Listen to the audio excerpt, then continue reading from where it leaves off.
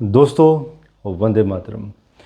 आज का जो विषय है इसमें हम एनालिसिस करेंगे कि कुंडली में ऐसे कौन से कॉम्बिनेशन बनते हैं जिनकी वजह से यूट्रस में गांठ का हो जाना, जिसे फाइब्रॉइड भी कहते हैं एंड रसौली भी कहते हैं। थोड़े से अलग अलग रूप हैं लेकिन मिलता जुलता एक मेडिकल एस्ट्रोलॉजी में दोनों को एक ही कॉम्बिनेशन में लिया जाता है। तो ऐसे कौन से योग बनते हैं जब इस तरह का रोग बनता है और बाद में वो कैंसर में भी कन्वर्ट हो जाता है। ये जो आप केस देख रहे हैं लाइव केस है। ये कोई क्लाइंट हैं हमारे जिनकी कुंडली का विश्लेषण किया गया था 30 अक्टूबर 2019 की बात है ये। उस समय अगर आप कुंडली को देखें तो शनि महादशा में राहु का अंतर स्टार्ट हो गया था।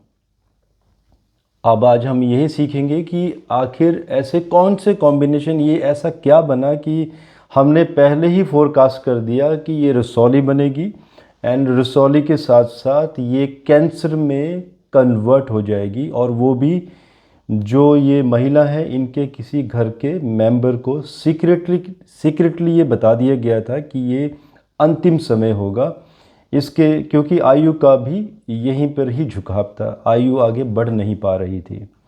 देखिए, शनि महादशा जब स्टार्ट हुई, एक तो पांचवी महादशा है तारा चक्र में, पंचम महादशा वो भी शनि की। आप यहाँ से काउंट कर लीजिए, पहली महादशा चंद्रमा की थी, दूसरी मंगल की, तीसरी राहु बृहस्पति एंड पंचम शनि की महादशा। तो शनि की महादशा मार्केश बनाती है कर्क लगन के लिए, और शनि चौथे घर में बैठे हुए हैं। किसी भी शुभ ग्रह की कोई सपोर्ट नहीं बनती है यहाँ पर। अब हम देखेंगे कि रसौली बनी कैसे।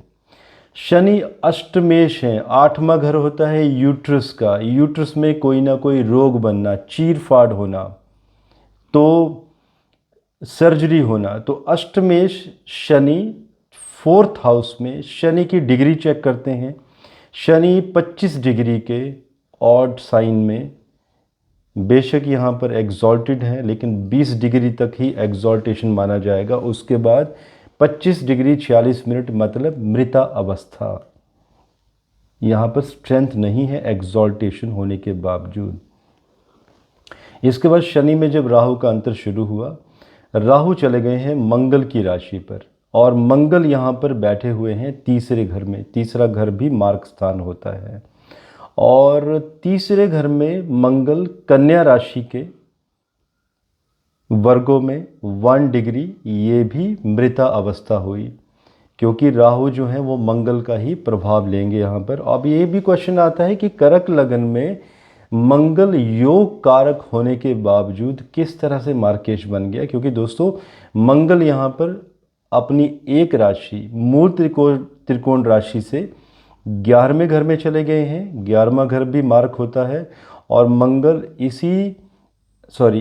और दूसरी राशि से, मेष राशि से छठे घर, रोगों के घर में चले गए हैं, कि रोगों से लड़ने की क्षमता का कम होना।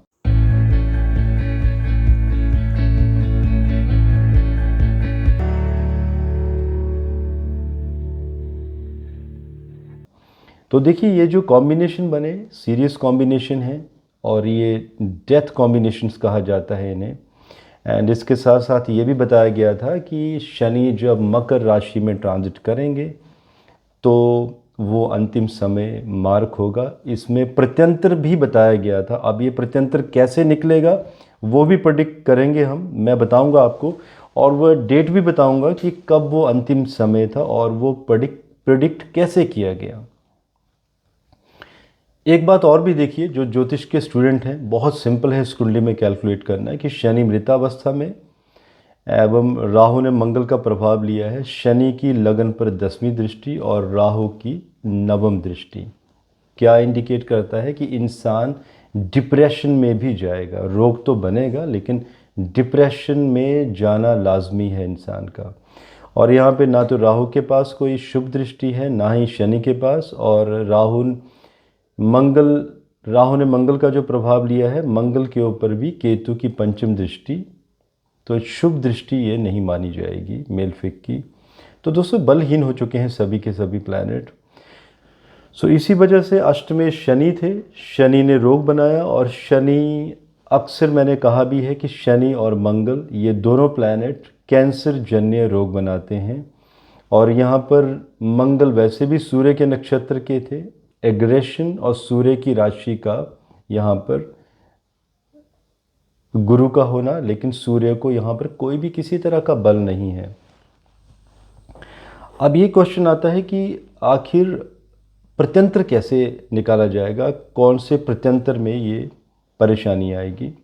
तो देखिए, शनि महादशा मार्ग, शनि में गुरु का अंतर, जब ये शनि में राहु का अंतर था, राहु के बाद गुरु का अंतर, क्योंकि जो डेथ हुई थी वो गुरु के अंतर में ही हुई थी। और ये मालूम चला था 18 दिसंबर 2020 को कि इन्हें रसौली बन चुकी है, जो कि 30 अक्टूबर 2019 को ही फोरकास्ट कर दिया गया था। और बाद में ये भी मालूम चला था कि डिप्रेशन भी हो चुका है।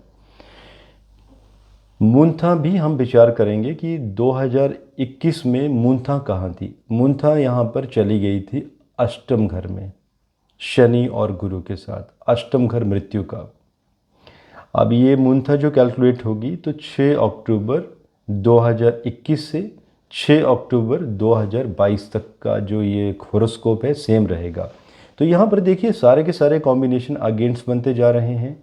और 2022 में ही शनि मकर राशि में थे, 7th हाउस में, ये भी मृत्यु का घर हुआ। अब ये कैलकुलेट किया गया कि गुरु, शनि में गुरु, वो भी 11वें घर में चले गए हैं। गुरु बैठ गए हैं यहाँ पर मार्ग स्थान में।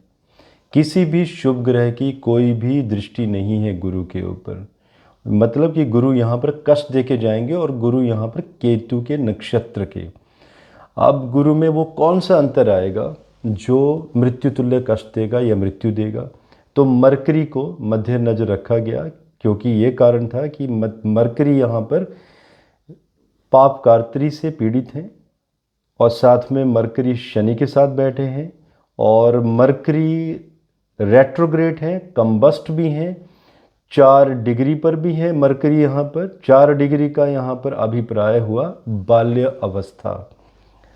अब बाल्य अवस्था मीन्स कि स्ट्रेंथ नहीं है मरकरी के पास। और मरकरी यहाँ पर 12th एक्सपेंडिचर हाउस, 3rd पराक्रम हाउस, तो ये भी मार्क स्थानों में ही काउंट किए जाते हैं, मेलफिक हाउसेस में काउंट होते हैं। तो ये भी कर्क लगन के लिए वैसे भी बुध मार्केश बनाते हैं। तो ये मार्केश का सब पीरियड, शनि में गुरु, गुरु में बुध। अब देखते हैं, जो बुध का अंतर था वो 3 फरवरी 2022 से स्टार्ट हुआ, 14 जून 2022 तक। तो ये जो अंतिम समय था ये था 8 फरवरी 2022। सो शनि में गुरु और गुरु में बुध। तो बुध ने आते ही समय नहीं दिया।